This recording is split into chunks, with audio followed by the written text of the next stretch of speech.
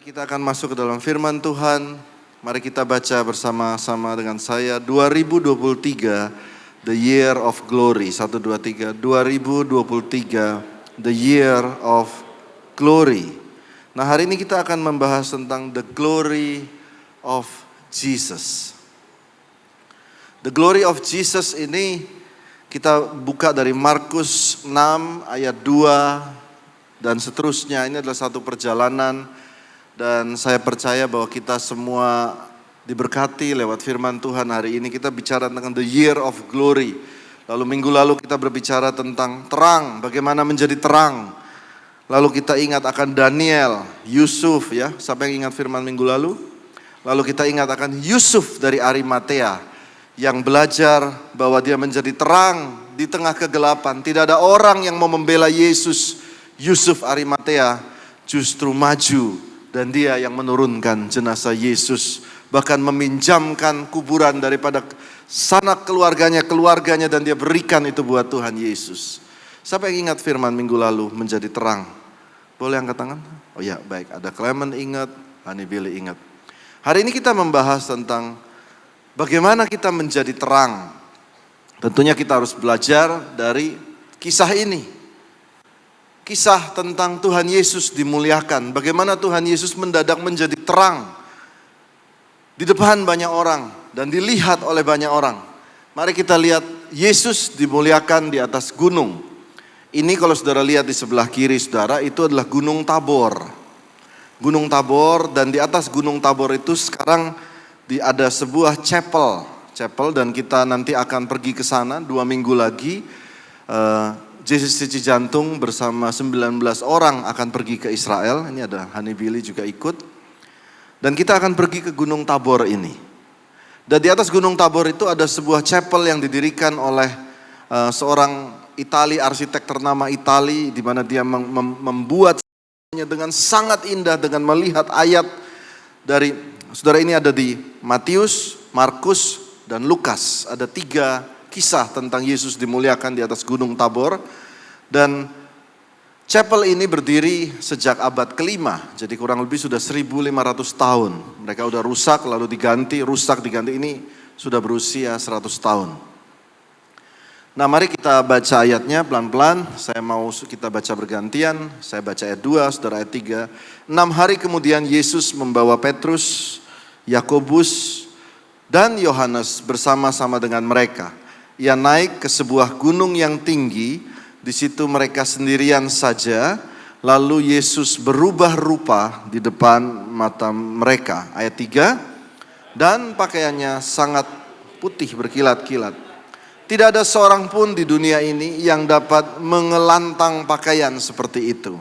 Markus mencatat bahwa pada waktu Tuhan Yesus, glory of Jesus dimuliakan ya, nama transfiguration itu dikatakan tidak ada pakaian yang di dunia ini yang dapat mengelantang pakaian seperti itu. Jadi putihnya itu putih yang berbeda dengan putih yang ada di dunia ini.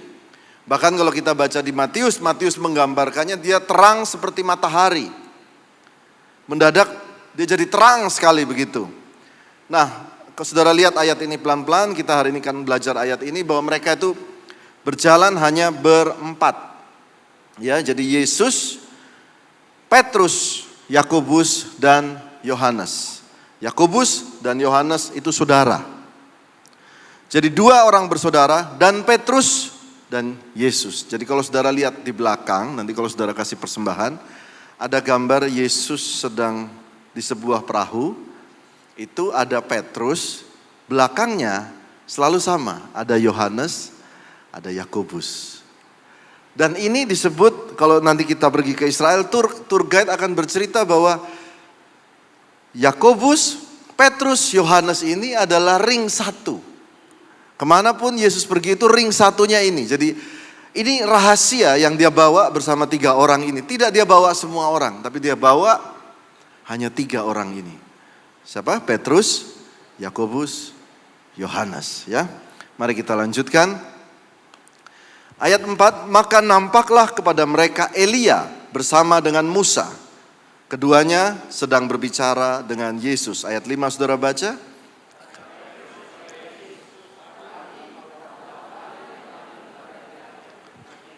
Baiklah kami dirikan 3 kemah, satu untuk engkau, satu untuk Musa, dan satu untuk Elia.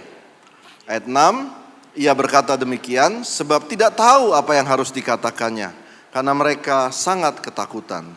Ini adalah seorang pelukis menggambarkan gambar seperti di atas ini, di mana Yesus menjadi terang, lalu di sebelah kanannya itu ada Musa, sebelah kiri ada Elia. Nah kalau kita pergi nanti, Michael juga ikut, kita pergi ke chapel di Gunung Tabor itu, dilihat, saudara bisa lihat mungkin samar-samar ya, ada Yesus di tengah itu, di kubahnya digambar, itu di sebelah kanannya ada Musa bawa loh batu, karena dia bawa perjanjian.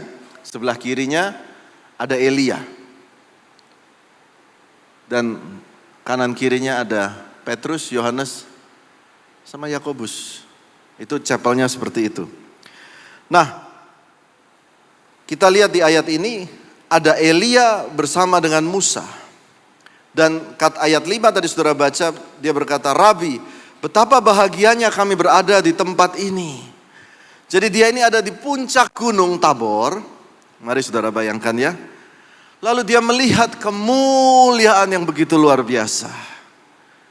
Dan dia merasakan bahagia sekali.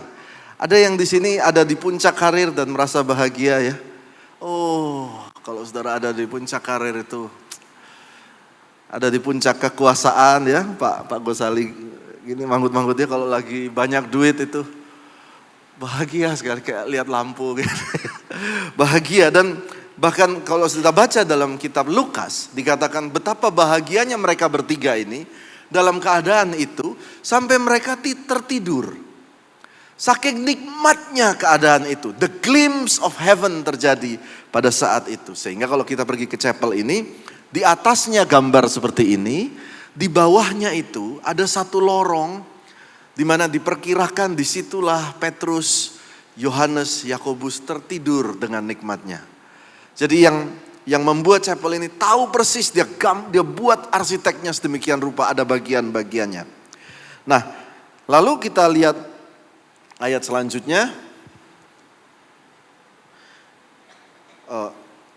Giliran saudara ya, ayat 7. Silakan 1, 2, 3. Maka datanglah awan menaungi mereka, dan dari dalam awan itu terdengar suara. Inilah, dengarkanlah dia. Dan sekonyong-konyong waktu mereka memandang sekeliling mereka, tidak melihat seorang pun lagi bersama mereka, kecuali Yesus seorang diri. Mari perhatikan di sini. Pada waktu di atas puncak gunung itu mendadak ada Elia, ada Musa. Di atas gunung tinggi dalam mulia itu ada 3 pilihan, betul ya? Ada 3 pilihan. Berapa pilihan saudara? 3, oke. Lihat baik-baik ini ya, nanti ada saudara kalau belajar Alkitab ada kesamaannya, ada 3 pilihan. Di antara 3 pilihan hal mulia itu mendadak ada suara dari langit. Dan berkata, yang ini didengerin. Dan 2 itu menghilang, tinggal berapa? 1. Siapa yang 1 itu? Yesus.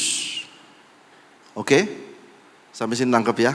Jadi dari 3 ada suara, fokus dengerin yang 1 ini. Oke, sampai sini nangkep ya. Dan setelah peristiwa yang luar biasa ini, Yesus turun. Tadi kita lihat gambarnya, dia ada di Gunung Tabor, di puncak, lalu mereka berempat turun. Nah, saudara baca lagi. Ayat ini, ayat 14 saya baca. Kita baca sama-sama yuk, 1, 2, 3. Ketika Yesus, Petrus, Yakobus, Yohanes. Berapa orang? Sama kan? Ini satu grup ini, yang ring 1 sama Tuhan Yesus sama. Mereka turun, kembali kepada murid-murid lain. Jadi yang lain itu sudah nunggu di bawah. Nah ini lagi banyak orang. Lihat saudara ayatnya, mereka melihat orang banyak mengerumuni murid-murid yang 9 tadi. Banyak sekali orang mengerumuni murid-murid itu. Ada beberapa ahli Taurat dan ada ahli Taurat di situ, di bawah gunung tadi, di lembah ya. Sedang mempersoalkan sesuatu dengan mereka. Jadi bahasa Inggrisnya mereka arguing, berargumentasi. Tentang apa? Ayat 15. Pada waktu orang banyak itu melihat Yesus, ya, tercenganglah mereka semua. Kenapa mereka tercengang? Karena Yesus seperti Musa, masih baru turun. Jadi ada satu urapan dan ada satu hadirat yang waktu dia datang itu tercenganglah mereka. Saudara ingat pada waktu Yesus ditangkap di Taman Getsemani? Pada waktu dia berkata, akulah dia. Itu dikatakan ada satu bagian daripada Injil yang menulis semuanya jatuh. Tentara-tentara itu jatuh semua. Karena ada satu hadirat dan satu wibawa ilahi yang berbeda. Itulah sebabnya dikatakan pada waktu orang banyak itu melihat Yesus, tercenganglah mereka semua dan bergegas menyambut dia. Lalu Yesus bertanya kepada mereka, apa yang kamu persoalkan? Apa yang kamu sedang argumentasikan? Ayat 17, ya giliran saudara baca, 1, 2, 3. Kata seorang dari orang banyak itu, Guru, anakku ini kubawa kepadamu, karena ia kerasukan roh yang membisukan dia. Ayat 18, dan setiap kali roh itu menyerang dia, roh itu membantingnya ke tanah, mulutnya berbusa, giginya bekertakan, dan tubuhnya menjadi kejang. Aku sudah meminta kepada murid-muridmu supaya mereka mengusir roh itu, tetapi mereka tidak dapat. Berapa yang tidak bisa? 9. 9 murid tidak bisa. Ayat 19. Maka kata Yesus kepada mereka, ini kata Yesus kepada siapa? Dia berpaling kepada 9 murid itu, ya. Dia bukan kepada orang yang banyak. Dia berkata, hai kamu angkatan yang tidak percaya. Dia katakan yang pertama, berapa lama lagi aku harus tinggal di antara kamu? 1. Berapa lama lagi aku harus sabar terhadap kamu? Jadi dua poin.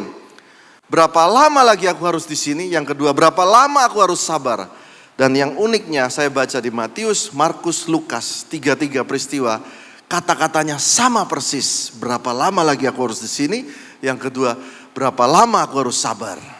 Ya, lalu kita lanjutkan. Lalu ayat 20, bagian saya, lalu mereka membawanya kepadanya. Waktu roh itu melihat Yesus, anak itu segera digoncang-goncangnya. Dan anak itu terpelanting ke tanah, mulutnya berbusa. Ayat 21. Lalu Yesus bertanya kepada ayah anak itu, sudah berapa lama ia mengalami ini? Jawabnya, sejak masa kecilnya. Dan seringkali roh itu menyeretnya ke dalam api ataupun dalam air. Nah ini sama, Matius, Markus, Lukas bercerita sama. Dia lihat api, dia mau lompat. Dia lihat air, dia mau lompat. Untuk membinasakannya. Sebab itu jika engkau dapat berbuat sesuatu, tolonglah kami, kasihanilah kami. Siapa yang berkata begini? Bapaknya. Bapaknya ini udah hopeless. Dan dia berkata, kalau engkau dapat berbuat sesuatu, tolonglah kami, kasihanilah kami.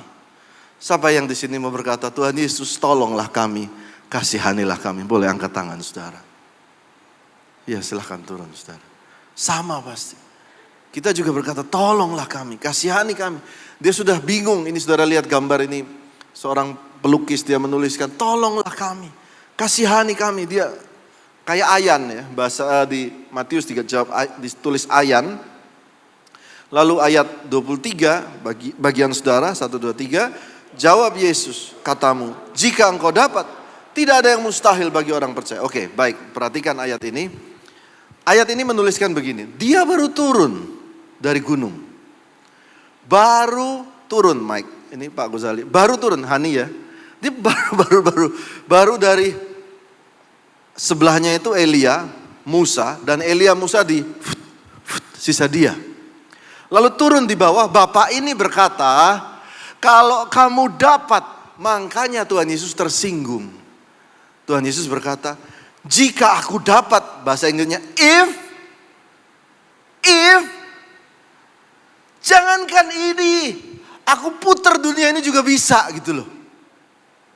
If, katanya, jika engkau dapat, lalu dia kata, tidak ada yang mustahil bagi orang yang percaya. Mari kita baca sama-sama 1, 2, 3. Tidak ada yang mustahil bagi orang yang percaya. Nah ini menarik ayat 24. Giliran saya baca, segera ayah itu berteriak, satu ayat yang sangat unik. Aku percaya. Tolonglah aku yang tidak percaya ini. Aku percaya Tuhan. Tapi kalau aku lihat anak ini, aku gak tahu mau percaya yang mana. I trust in you Lord. Tapi kalau lihat keadaan ini, aku gak tahu mana yang bisa saya percaya. I don't know. Ketika Yesus melihat orang miskin, mari saudara ayat 25, 1, 2, 3. Ketika Yesus melihat orang banyak makin datang berkerumun, Ia menegur roh jahat itu dengan keras, katanya. Hai engkau roh yang menyebabkan orang menjadi bisu dan tuli. Aku memerintahkan engkau keluar dan jangan memasukinya lagi. Lalu keluarlah roh itu sambil berteriak dan menggoncang-goncang anak itu dengan hebatnya. Mari saudara lihat ayat ini. Anak itu kelihatannya seperti orang mati. Sehingga banyak orang yang berkata, ia sudah mati. Jadi ada momen di mana dia mati. Tetapi Yesus memegang tangan anak itu dan membangunkannya. Jadi ingat ya, di Tuhan Yesus usir setan itu, tapi orang kira dia apa? Mati. Yesus memegang tangan itu dan membangunkannya, lalu ia bangkit sendiri. Lalu setelah peristiwa itu mereka semua pulang. Sampai di rumah, murid-muridnya sendirian dengan dia, bertanyalah mereka, mengapa kami tidak dapat mengusir roh itu? Ayat 29 baca sama-sama 1, 2, 3. Jawabnya kepada mereka, jenis ini tidak dapat diusir kecuali dengan berdoa. Oke, kita langsung masuk poin. God in the hills. Tuhan yang ada di atas gunung. Maka datanglah awan menaungi mereka, dari dalam awan itu terdengarlah suara, inilah anak yang kukasihi, dengarkanlah dia. Jadi ternyata dalam hidup ini, kalau engkau ada di atas gunung, perhatikan, ada Michael, ada siapa lagi? Pak Riki, ada Pak Riki? Ya, Pak Riki lagi dipromosikan ya. Waktu engkau ada di atas gunung, itu ternyata ada 3 pilihan. Elia, Musa, Yesus. Kalau engkau ada di atas gunung, kalau engkau ada puncak kekuasaan, untuk mendapatkan sejahtera, engkau bisa berkata, saya bisa pilih Yesus, saya bisa pilih juga, saya nginep di hotel berbintang 18 mungkin, dan menikmati cappuccino langsung dari Guatemala, dan saya menikmati yang namanya damai, sambil kena angin dan minum air dari pegunungan Fiji mungkin. Engkau juga bilang itu damai sejahtera. Betul apa enggak? Tetapi ada suara berkata, waktu engkau di atas, lihat yang satu ini. Yesus. When you are in the top of your life, lihat satu. Yesus. Katakan Yesus. Karena itu dia bilang, inilah anak yang kukasih. Dengerin dia. Jadi waktu engkau nanti ada di puncak-puncak kehidupanmu. Saudara yang mungkin ada di puncak dan sedang menuju ke puncak-puncak kehidupanmu. Pada waktu engkau di atas sana dipertontonkan dan disuruh memilih berbagai alternatif. Ingat firman ini. Dengarkanlah Yesus. Lalu kita lanjutkan. God in the valleys. Tadi di atas. Lalu dia turun ke bawah. Sampai ke bawah penuh dengan orang argumentasi. Antara ahli Taurat, murid-muridnya, dan orang yang sakit. Jadi di bawah itu ada gereja mana yang lebih bagus ya? Oh pengajarannya ini, pengajarannya yang itu. Oh ini pengajaran ini pendetanya lebih ganteng mungkin ya. Tinggi, ganteng. Kalau pakai jaket bisa gini-gini orang jatuh dan sebagainya. Oh yang pendeta ini, oh ini kuat sekali teologinya. Ini powerful teologinya. Oh ini tidak ada yang ini doktoral dan sebagainya. Tapi Anda lupa. Ayat ini berkata, jika engkau dapat, tidak ada yang mustahil bagi orang yang percaya. Waktu engkau ada di dalam lembah, banyak alternatif juga. Betul apa enggak? Ada yang bilang, Pakai gelang ini Pak, ini gelang, wah ini gelang sakti ini dukun. Ini, pakai ini Bapak ada pengasihan Pak. Aduh saudara, itu murah-murah saudara. Terus ada yang pakai merah delima, ini kalau diminum, minum. Banyak juga pilihan. Tetapi waktu engkau ada di lembah, hanya Yesus. Dia berkata, God in the valleys. Yesus namanya. Berikan tepuk tangan buat Tuhan Yesus. Di atas, lihat Yesus. Waktu engkau sedang di bawah, jangan cari alternatif. Tetap lihat pada Tuhan Yesus. Katakan amin. Lalu selanjutnya, ini menarik. It is okay to have a small faith. Segera ayah itu berteriak, aku percaya. Tolonglah aku, ini kurang ya Joy, kata-katanya kurang. Tolonglah aku yang tidak percaya ini. Kenapa ditulis seperti ini? Karena saudara, mari perhatikan. Waktu Tuhan Yesus usir roh itu, dia usir roh itu, mendadak dia mati. Ada kan ayatnya tadi.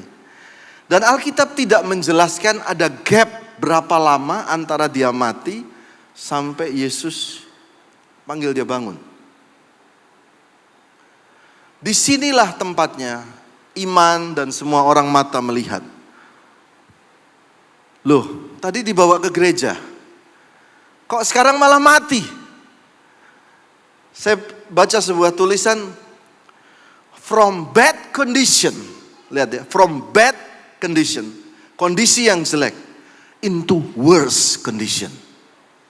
Dari yang jelek keadaannya, sekarang terburuk, mati. Jadi kalau dibilang the God of the valleys, ini udah valleys, paling tiarap di paling bawah. Sampai sini nangkep saudara. Pada waktu itu terjadi, saudara, dan iman saudara semua hilang. It's okay. Kalau saudara bilang, aku gak punya iman lagi. Aku hilang kepercayaan. Hari ini ada ayat yang berkata, Tuhan Yesus itu ambil sisa imanmu sedikit saja. It is enough. Cukup buat Tuhan bekerja. Berikan tepuk tangan buat Tuhan kita. Cukup. Di antara momen itu orang berkata tuh, tadi suruh ke gereja, sekarang tambah parah. Tadi sekarang tambah ngedrop. Pada saat-saat di mana itu terjadi, saya bacakan kepada saudara Mazmur 123 ayat kedua. Mungkin saudara bisa catat. Pada waktu itu terjadi di mana bad become worse. Dari anak ini kerasukan sekarang mati. Biarlah ayat ini berkata, seperti mata hamba laki-laki memandang kepada tuannya. Seperti mata hamba perempuan memandang nyonyanya. Demikianlah mata kami memandang padamu Tuhan. Firman itu luar biasa. Ada jarak di antara doamu belum terjawab sampai engkau berkira ini Tuhan tidak jawab. Dia mati sepertinya. Tapi engkau tetap pandang Tuhan. Seperti tadi waktu di atas gunung dia berkata, tetap lihat Tuhan. Waktu di bawah gunung, Tuhan berkata, tetap percaya, lihat Tuhan.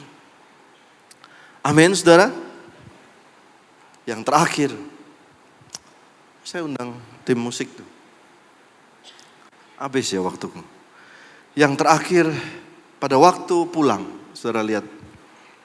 Setelah semuanya selesai, murid-muridnya tanya sama Tuhan, kenapa setan jenis ini kita tidak dapat usir? Itu yang 9 murid tadi. Kenapa? Kenapa tidak bisa diusir? Dan dia tanya, bagaimana caranya? Caranya bagaimana Tuhan? Lalu Yesus berkata, jenis ini tidak dapat engkau usir kecuali dengan berdoa. Matius menulis dengan berdoa dan puasa. Tetapi apa artinya kata berdoa ini? Dia mau berkata begini. Saya tulis di sini bahwa kita semua harus ingat, tanpa Tuhan kita tidak bisa apa-apa. Katakan amin. Tanpa kuasanya kita tidak bisa. Hari ini firman Tuhan berkata, jadilah terang. Saudara ingat bahwa saudara punya jam fosfor yang ada fosfornya yang warna hijau? Pernah ya? Pernah lihat jam yang kalau nyala Kak Mona ya? Kalau malam baru dia nyala gitu. Dia itu harus dekat dengan sumber cahayanya. Lalu pada waktu lampu itu mati semua, baru dia nyala. Tapi kalau dia nggak dekat sama sumber cahayanya, dia nggak akan nyala. Sampai sini nangkep, saudara. Jadi ternyata 9 orang ini berpikir bahwa cukup ke gereja, cukup berkenalan dengan Tuhan Yesus, cukup. Itu cukup semua. Saudara pikir bahwa cukup pendidikan saya, cukup kehebatan saya, cukup resume saya, cukup keahlian saya. Dan hari ini gereja mau berkata, ingat Tuhan Pak, Bu. Ini namanya lutut. Lutut ini sudah banyak merubah orang, banyak menolong orang. Ingat berdoa. Tadi waktu sebelum mulai ibadah ini saya bilang, Tuhan hari ini firman Tuhan sederhana sekali. Tuhan bilang ingatkan jemaat untuk berdoa. To pray. Berapa di antara kita yang bangun pagi masih taruh lututnya di samping tempat tidur ibu. Dan berkata, God, I need your blessings today. Ada bagian yang terakhir. Kita perlu sebuah postur. Ya, sebuah postur seperti Bapak ini. Bapak yang tadi punya anak yang sakit. Dia berkata, ampuni aku. Karena aku tidak percaya padamu. Ampuni aku karena aku punya iman, kadang gak punya iman. Aku punya iman, kadang aku tidak percaya. Tetapi satu yang Bapak itu lakukan adalah dia berlutut di hadapan Tuhan. Saudara ingat orang yang sakit kusta. Dia tidak datang dengan resume dia. Dia tidak datang dengan, wow saya punya ini dan itu. Dia datang dengan berlutut. Saudara ingat wanita yang memegang jubah Yesus. Dari sekian banyak tidak ada yang disembuhkan. Tapi dia datang dengan berlutut. I need you Lord.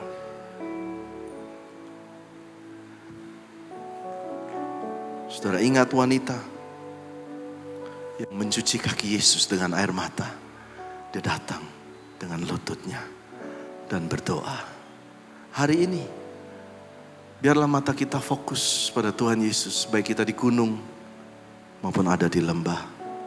Ingat berdoa Pak, Ibu. Mari kita bangkit. Pujilah Tuhan Yesus, ditinggikan di atas pujian.